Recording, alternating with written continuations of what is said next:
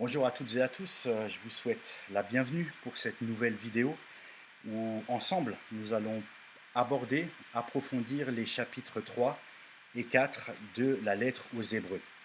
Avant tout, j'aimerais simplement vous remercier toutes et tous pour vos nombreux encouragements par rapport à ces vidéos. J'ai été très encouragé par vos messages. Vraiment, je vous remercie du fond du cœur pour cela. À présent, nous allons aborder donc les chapitres 3 et les chapitres 4 de la lettre aux Hébreux. Simplement, avant tout, j'aimerais remettre ce temps dans la prière au Seigneur. Seigneur, merci pour ce temps que tu veux nous accorder. Veuille faire resplendir ta grâce et ta gloire sur nous, Seigneur, comme tu le promets. Nous te prions, Seigneur, par ton Saint-Esprit, que tu nous conduises dans toute ta vérité. Seigneur, que tu nous révèles tous les mystères de ton évangile. Que, Seigneur, tu nous aides à aimer de plus en plus ta parole. Merci parce que tu nous l'as donné par ton Saint-Esprit, tu nous l'as donné par tes prophètes et par le Christ qui est parole de Dieu. Seigneur, nous te remercions pour tous tes bienfaits. Veuille être avec chacun d'entre nous cet après-midi, nous révéler tous les mystères, Seigneur, et toutes les gloires, toute la beauté de ta parole et de ton plan du salut en Jésus-Christ. Amen. Voilà, donc nous allons pouvoir commencer cette nouvelle étude de la lettre aux Hébreux. Donc nous nous étions arrêtés au chapitre 2 et cet après-midi, je vous propose de rassembler les chapitres 3 et les chapitres 4 ensemble, puisqu'il me semble qu'ils forment un tout. On se rendra compte que les chapitres 3 et les chapitres 4 parlent à peu près de la même chose. C'est pour ça que j'ai préféré les rassembler en une seule fois. Donc je vous propose, on ne fera pas la lecture des deux chapitres, je ferai simplement la lecture du chapitre 3 et dans le moment de méditation, je partagerai quelques versets du chapitre 4. Donc partageons ensemble cette lecture du chapitre 3 de la lettre aux Hébreux. Je vais vous l'afficher à l'écran. Hébreux, chapitre 3.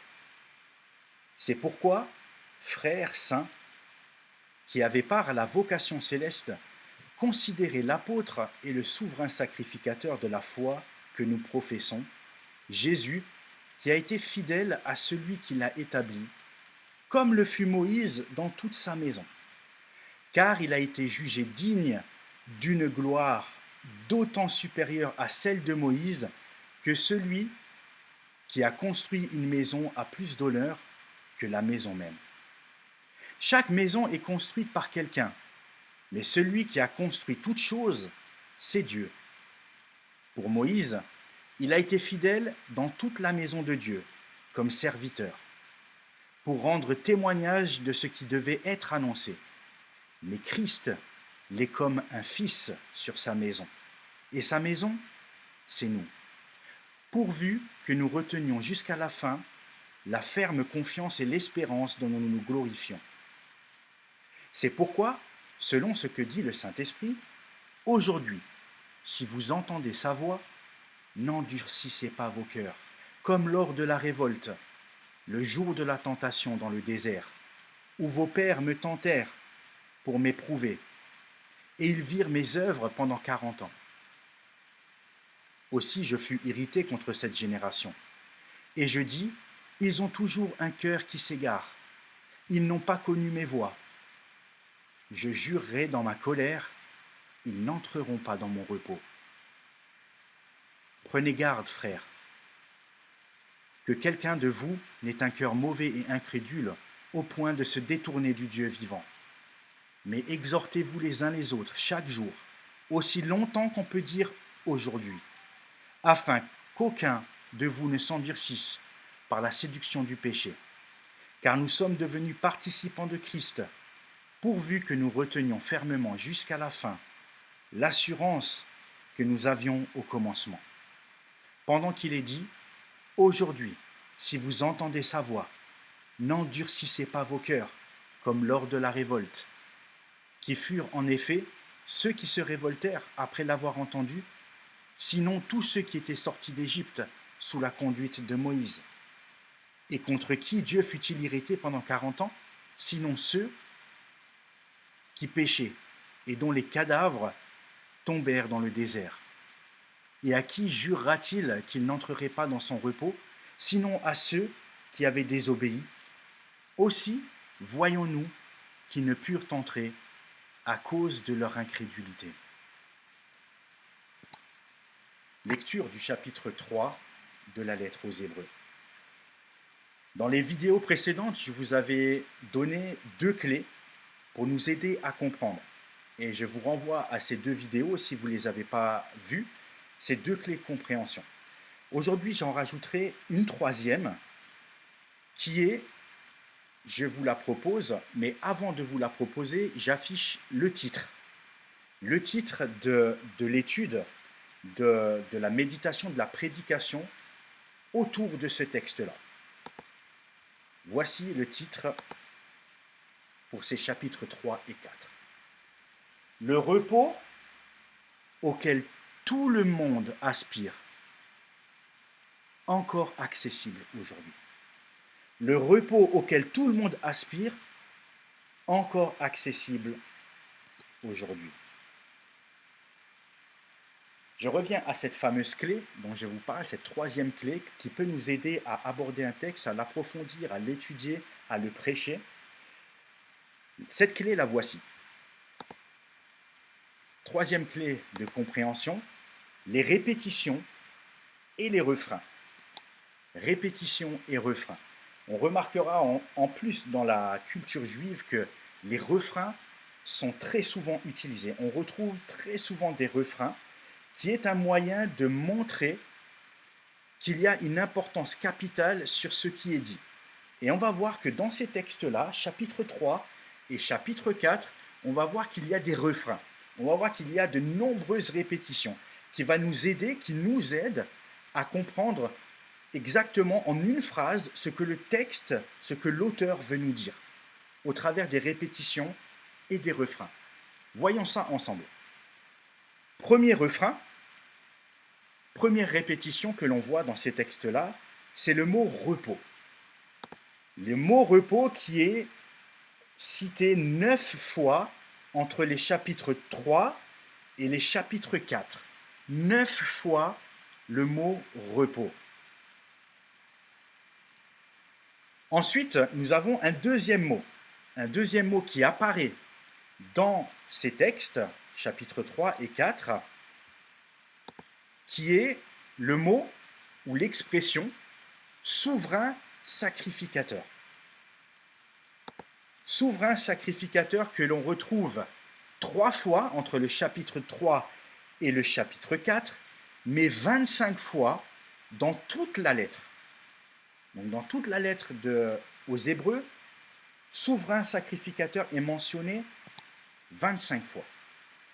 Nous avons encore un autre mot qui revient régulièrement, ou l'expression plutôt qui revient régulièrement, c'est la suivante: n'endurcissez pas vos cœurs. Chapitre 3, verset 8, chapitre 3, verset 15, chapitre 4, verset 7. N'endurcissez pas vos cœurs. Un refrain qui va revenir régulièrement. Et enfin, nous avons un dernier mot qui revient très souvent dans ce texte, c'est le mot aujourd'hui. Aujourd'hui va revenir 5 fois dans les mots, les propos de l'auteur. 5 fois le mot aujourd'hui. Voilà donc une clé qui te servira dans toutes tes lectures, dans tes méditations, dans une préparation d'études, dans une préparation de prédication, qui te servira à extraire la vérité centrale du texte. Donc les mots, les répétitions que l'on vient de voir, va nous aider à donner ce titre ensemble, que je redis, le repos auquel tout le monde aspire, encore accessible aujourd'hui. Alors bien sûr, ce titre, vous pourriez en faire un autre. C'est vraiment, l'idée, c'est plutôt de ressortir l'essence du texte. Je fais un simple petit rappel ensemble pour se souvenir quel est le but de l'auteur lorsqu'il écrit la lettre aux Hébreux. Donc, petit rappel, ce que veut faire l'auteur dans la lettre aux Hébreux, c'est de mettre en évidence la continuité et le lien entre l'ancienne alliance et la nouvelle alliance. Et pour atteindre cet objectif, dans ces chapitres 3 et 4, l'auteur fait le lien et il va montrer aussi la progression de Moïse jusqu'à Jésus. En d'autres termes, entre l'Ancien Testament et le Nouveau Testament. Voilà un simple petit rappel. Maintenant, voyons ensemble le plan de cette étude biblique. Nous allons voir trois choses par rapport à ce repos auquel tout le monde aspire et qui est encore accessible aujourd'hui et maintenant. La première chose que nous allons voir ensemble, c'est comment accéder au repos. Ensuite, qui nous garantit ce repos? Et troisièmement, qu'est-ce qui fait obstacle au repos? Voilà trois points que je vais essayer de résumer assez courtement à propos de ce texte-là.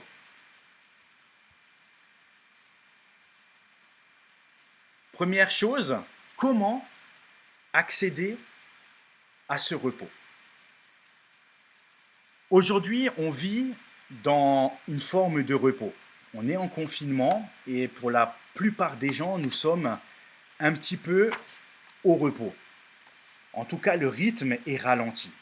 Pratiquement tout le monde est vraiment au ralenti au niveau mondial. Je rendrai quand même je voudrais saluer et rendre hommage au passage à tout le personnel soignant. Peut-être il y en a parmi vous. À tous les métiers d'aide à la personne, aux caissières auxquelles on ne pense jamais. Et puis on est plutôt impatient lorsqu'on va aux caisses parce que ça ne va pas assez vite. Rendre hommage aux infirmières, aux urgentistes, aux brancardiers, aux ambulanciers, aux services de réanimation, aux hôpitaux, aux services de l'ordre, qui eux ne sont pas vraiment au repos aujourd'hui, même si le rythme national est ralenti. Mais revenons à ce thème du repos. Le thème du repos est un thème qui traverse toute la Bible. Et le mot repos, le thème du repos revient constamment. De la Genèse jusqu'à l'Apocalypse, Dieu nous parle de repos. Et je crois que plus on avance, plus on progresse dans la technologie, dans la mondialisation, qu'au fil du temps, nous avons oublié de vivre au rythme de Dieu. Dieu lui-même, dans sa parole, dans son plan, dans ce qu'il révèle de lui-même, nous montre qu'il a pris du repos.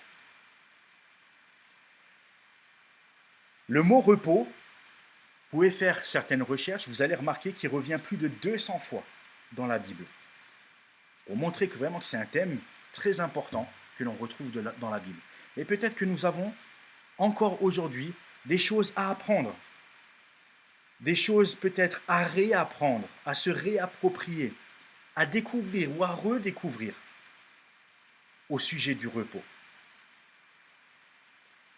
Alors pour explorer ce sujet du repos, l'auteur de l'Épître aux Hébreux va illustrer ce que nous avons appris dans les vidéos précédentes au sujet des ombres. Vous vous souvenez que l'Ancien Testament, les vérités que l'on trouve dans l'Ancien Testament sont une ombre des choses plus excellentes à venir. Une ombre des choses plus excellentes à venir. Et c'est ce que va faire ici. Il va développer son propos en se basant sur cette idée des ombres, cette préfiguration, cette typologie entre Moïse et Jésus. Et je vous propose de voir cela ensemble au sujet du repos. Prenons dans un premier temps Moïse. Dieu a utilisé Moïse pour faire entrer le peuple dans un repos terrestre, dans un repos qui est temporel, qui était préparatoire. Mais lorsque Christ arrive, le repos devient à la fois terrestre, parce que Dieu nous donne du repos, même aujourd'hui, mais il est aussi, et c'est ça la grande nouveauté de la nouvelle alliance, c'est que ce repos représente aussi la vérité du repos céleste éternel. Donc on voit qu'il y a une progression entre Moïse et Jésus, entre l'ancienne alliance et la nouvelle alliance. Et on rappellera tout simplement que pour les auditeurs de l'épître aux Hébreux, ceux qui l'ont lu, on se rappelle que ce sont des Juifs convertis, que ce sont des chrétiens, et que la tentation était grande de s'attacher davantage, par sécurité, par habitude ou par confort, à la loi de Moïse, à l'ancienne alliance, qui, elle, avait simplement vocation de montrer le chemin, de montrer la vérité et de montrer la vie. Je rappelle aussi que ce n'est pas parce que cette ancienne alliance était préparatoire qu'elle était de moindre importance, absolument pas. Mais elle avait une autre vocation, celle de montrer, de préparer le chemin de Christ. Et finalement, la tentation, pour les auditeurs, c'était comme pour les anciens qui ont traversé le désert, finalement, c'était de rester, de stagner dans le désert et ne pas profiter de l'héritage que Dieu avait en réserve pour nous. Voilà donc le repos.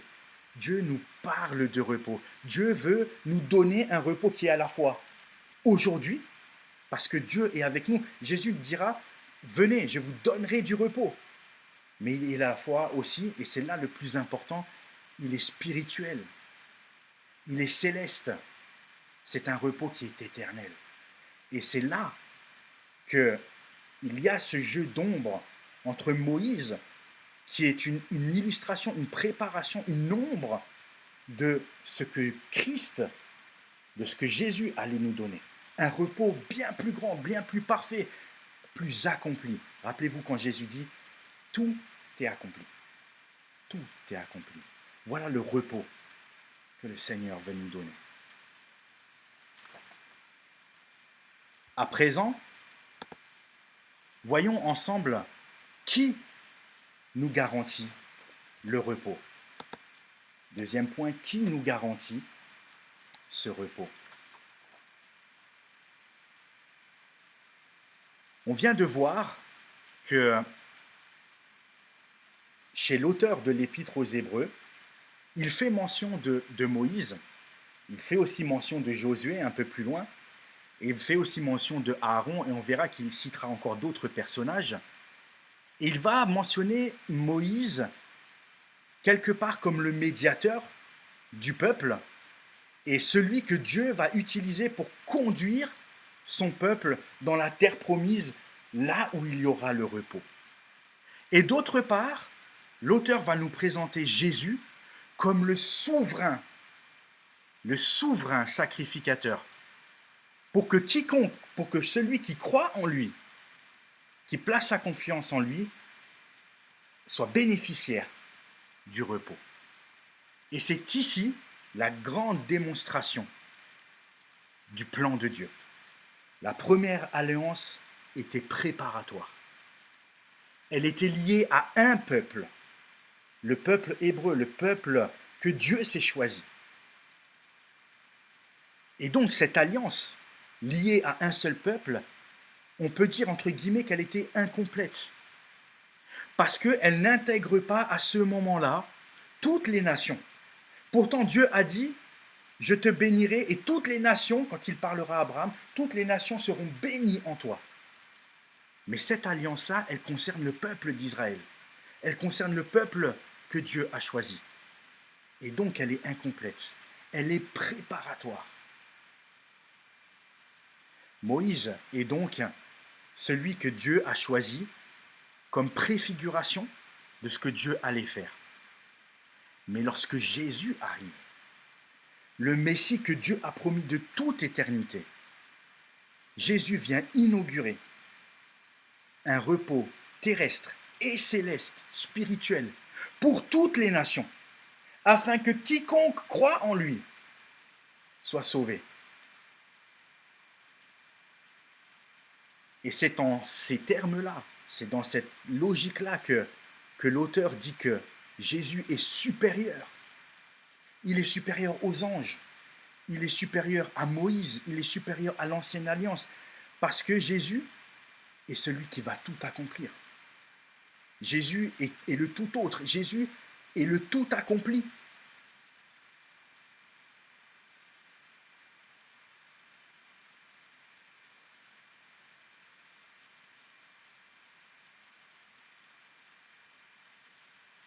Des vérités incroyables. Des vérités qui peuvent être aussi, ce que nous dira l'auteur dans le chapitre 5, des vérités qui sont difficiles à comprendre, mais qui sont incroyables et merveilleuses.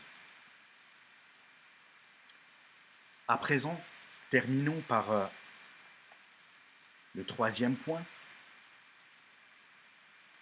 Qu'est-ce qui peut faire obstacle à entrer dans ce repos? On se rend compte, en lisant le récit de l'Exode, que tout le monde n'est pas rentré dans le pays promis. Tout le monde n'est pas rentré dans le pays de Canaan. Tout le monde n'est pas entré dans ce repos que Dieu avait préparé d'avance pour eux. Et ceux qui n'ont pas cru, ceux qui ont été incrédules, ceux qui n'avaient pas la foi dans ce que Dieu disait, qui se sont rebellés, qui se sont révoltés contre Moïse, contre Aaron, mais contre Dieu surtout. Tous ceux-là sont morts dans le désert. Moïse lui-même n'entrera pas dans le pays promis. Il aura conduit sa vie durant, son ministère, à conduire le peuple, mais il n'y entrera pas. Cela montre effectivement aussi que Jésus avait un ministère plus grand et que Moïse était en quelque sorte celui qui préparait le chemin, comme Jean-Baptiste a préparé le chemin pour Christ. Parce que Christ est la tête. Christ est celui au-dessus de tout. Et donc, certains ne sont pas entrés dans ce repos. Dans cette lettre aux Hébreux, souvenons-nous aussi que l'auteur s'adresse à des croyants. Il s'adresse à des croyants qui ont fait profession de foi. Ce qui veut dire que pour nous, aujourd'hui, cet avertissement est très solennel. Souvenez-vous d'un des mots qui revient très souvent, c'est le mot aujourd'hui. À 5 reprises, l'auteur va dire aujourd'hui. Tant que l'on peut dire aujourd'hui, il faut faire le bon choix. Donc ça veut dire que cette lettre nous est adressée, nous en tant qu'Église, et que nous avons aussi un risque de stagner et de rester dans le désert, à rester dans les traditions, des simplicités qui ne nous permettent pas d'aller plus loin que là où le Seigneur veut nous conduire. Et notre vie, et peut-être particulièrement aujourd'hui, notre vie parfois ressemble à un désert. Notre vie ressemble à cette traversée du désert où seule la foi, seule l'espérance en Dieu, qui lui-même a promis de nous conduire dans de verts pâturages, nous permettra de persévérer jusqu'au bout, sans abandonner ni négliger un si grand salut. La foi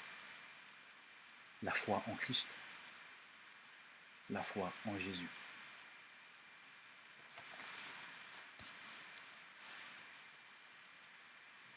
J'aimerais conclure avec vous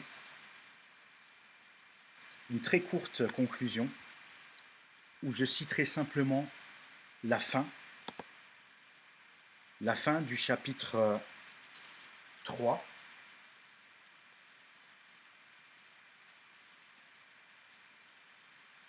que je vais lire dans la Bible.